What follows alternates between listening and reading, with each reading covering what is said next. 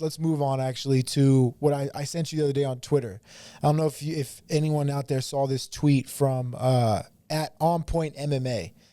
And it was someone's tweet that said the sport is barely watchable anymore, talking about UFC.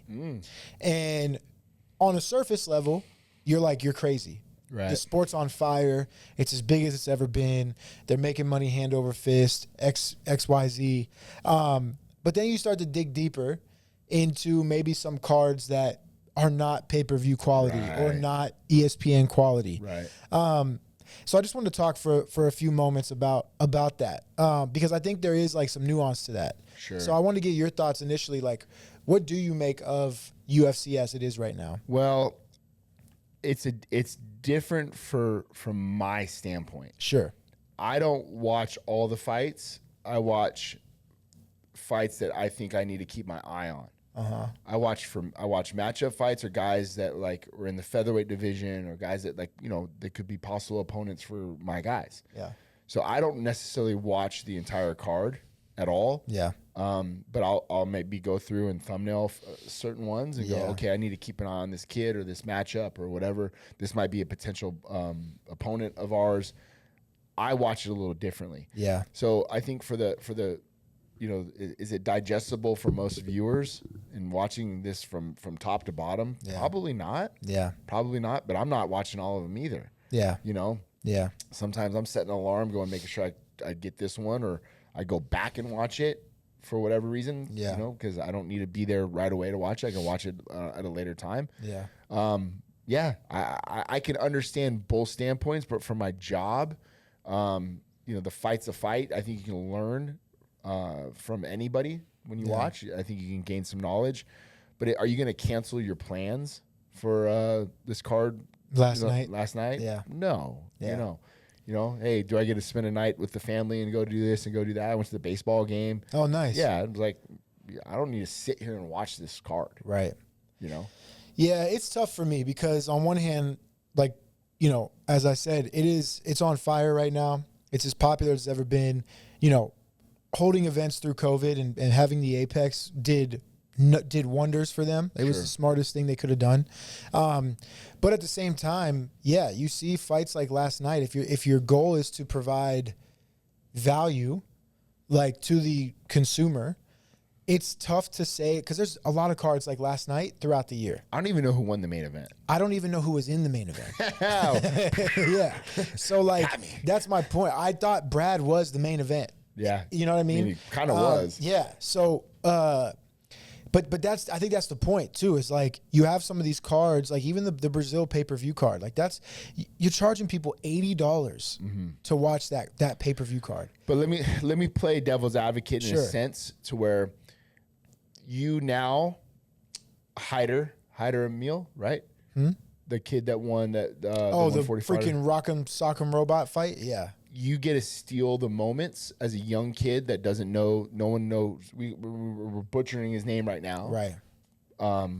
But you now are the highlight of Instagram, ESPN MMA. So for you young guys that maybe like not very well known, Steve Garcia, right? He had a great finish. There's guys on this card that now get to take advantage of the platform. For this moment in time. Right? Because now you got to think. So you got Saturday, Sunday, Monday. The news cycle will shift for Tuesday. Yep. It immediately goes to Manchester. Right. So Luke Thomas, Ariel, all the boys are going to be talking about the card on Monday, tomorrow, about what happened. Yeah. So if you're one of these young guys on this lackluster type of card, you need to think from perspective standpoint. Okay, I can steal the headlines right now. I can I can at least have 4 or 5 days with my names in the headlines, or on you know, guys are going to be talking about the finish and everything else. You know, so that's important for some of these guys. 100%, I get that, but I also think to the opposite side of that, like you can have those moments on big cards, where more eyeballs are watching, and you have people in the arena, right. So. I don't know, Manel is on the prelims. Right. But if he goes out there and has like this crazy performance and starches homeboy, it doesn't matter what happens. Like, people are still going to talk about that moment, and he'll have a ton of eyeballs on him. Yeah. I guess I see what you're saying. Like, he could be the sole star of the show on a smaller Apex card, as opposed to part of the conversation on a bigger card. Right. Well, because I mean, now you got Manel, but then then look, 2 fights later, you got King Green and Patty. Yeah. Right. So you, like the news cycle shifts, and the eyeballs go. You know, and I think that's a lot of the fans' gripes. You got to remember, when we were coming up in this sport, you got a pay-per-view once a quarter. Right. Right. Like, it was like, man, I can't wait for that UFC 7. You know, like, and that was it. There was no other fights in between that time. You didn't get to watch any of it. Now you're talking, you know, we didn't have a fight on July 4th, and people were just like, hey man, where's the fight card? Yeah. Like, well, which is it? Yeah. Right. Do we want fights, or do we not want fights? The roster's huge. Yeah. Right. Now you got Dana White Contender Series coming up this summer. Yeah. You got more fights coming up. Yeah. Now you got more prospects coming in. Yeah. Now they're gonna have to book more. You know what I'm saying? Like, this is a cycle. It's like, do you want volume or value? Right. Right. I mean, because you could, I don't think they actually can shrink their number of cards per year because of like contracts with ESPN and Abu Dhabi and Saudi and stuff like that.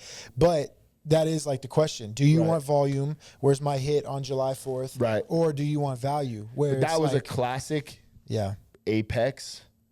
Yeah. Let's just contractually get a card out of the way, right? Yeah. And then move on to the next, because you're not selling out a Salt Lake City with that main event. No. You know? I mean, financially, it's brilliant for them. Yeah, 100%. They save a ton of money. Right. The main event probably weren't even the highest paid people on the card.